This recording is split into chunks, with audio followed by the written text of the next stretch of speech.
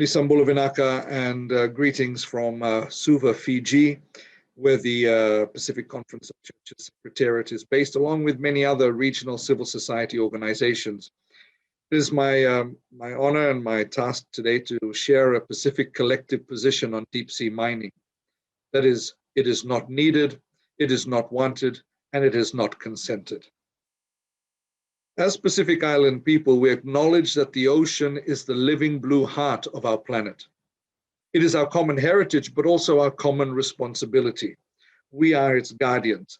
We recognize its significance and its essence as the basis of our Pacific identity and well-being. We are the ocean. In its preservation, we are preserved. For millennia, our ancestors have held this mantle of stewardship, embedding the wisdom of their resource management and conservation practices into their culture and traditions. Their vision was always beyond their temporal needs. The survival and well-being of future generations was central to their view of the world. So as custodians of the responsibility to protect the ocean against exploitation and destruction in our time, we as Pacific Islanders have a sacred and long-standing legacy to uphold.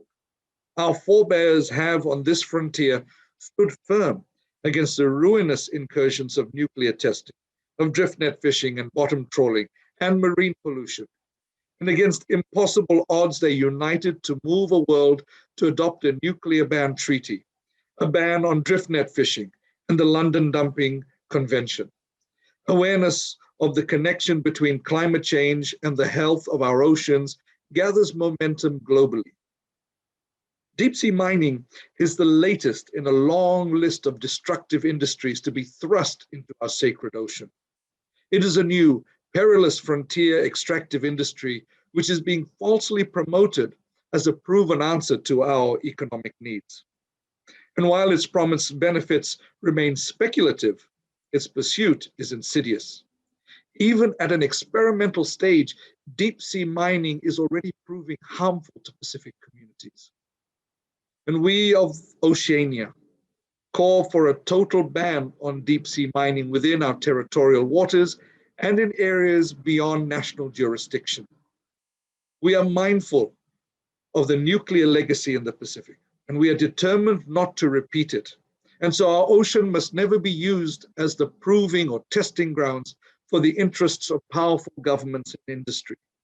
Rich governments promoting their multinational companies have been working with our own Pacific Island governments, enticing them with promises of wealth, despite technologies for extracting minerals on the ocean floor remaining untested in terms of environmental safety.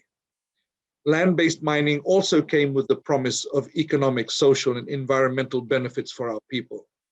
And our lived experience in the Pacific show clearly that the powerful corporations benefit the most, while it is our people who bear the costs of destruction of our natural environment. Across resource frontiers of our region, history records this deception time and again. Again, the corporations and their government backers advocating deep sea mining promise great wealth from the unexplored depths of our ocean. Their claim that deep sea mining impacts will be minimal is even more audacious given the fact that very little is known, let alone understood, about the ecologies of our oceans. So clearly, this is yet another attempt by these actors to frame the discussion and set the rules to suit their interests. And so we call on our Pacific governments and the international community to stand once again for the right side of history. That which is actually known about our ocean depths actually run contrary to the push for deep sea mining. And scientists regularly warn against the devastating and irreversible damage to ecosystems and habitats, the resulting biodiversity loss, including of many known endemic species and others yet to be identified, that will be affected and most likely will never recover. The risk of giant sediment plumes traveling beyond the mining sites, smothering and potentially destroying all life forms on the seafloor.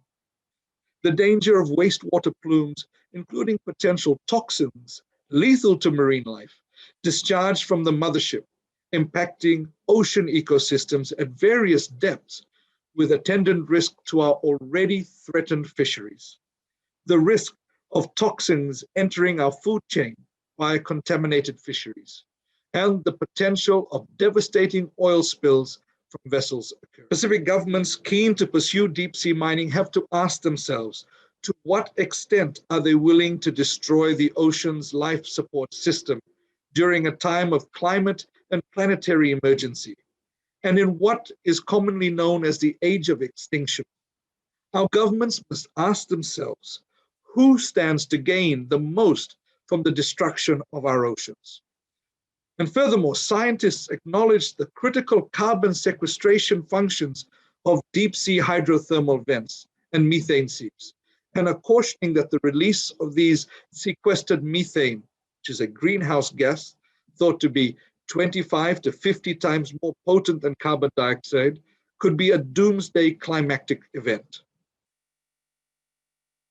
The health of our oceans is already under unprecedented threats, including from a multitude of human-induced stresses such as overfishing, pollution, plastics, nuclear waste and radioactive material, and climate emergency, along with related impacts such as ocean acidification and the warming of the oceans.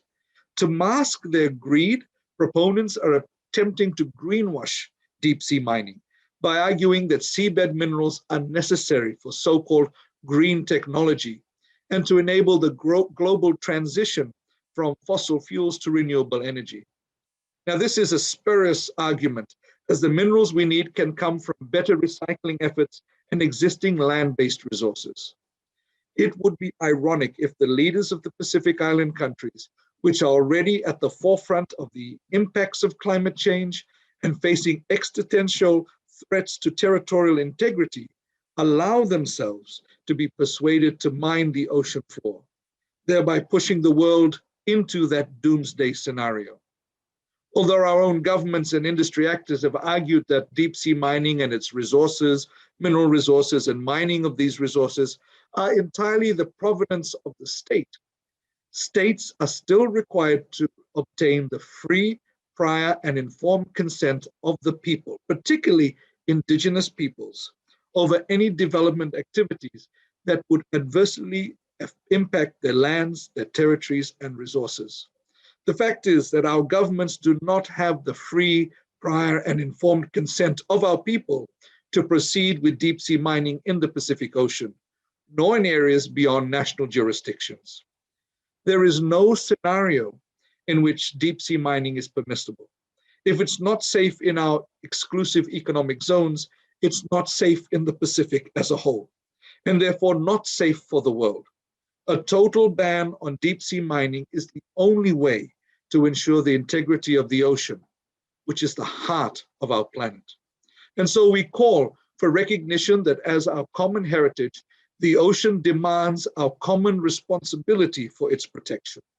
We call on Pacific leaders to join the growing rank of governments, scientific authorities, civil society, and global leaders and indigenous groups all over the world, opposing the rush to mine the ocean floor, and in doing so, destroy our common heritage. We welcome the imposition by some Pacific governments of a moratorium on deep sea mining, but we strongly urge all of our governments to move beyond their exclusive economic zones and support a global ban on deep sea mining. Thank you for your attention. Vinaka Vakalevu.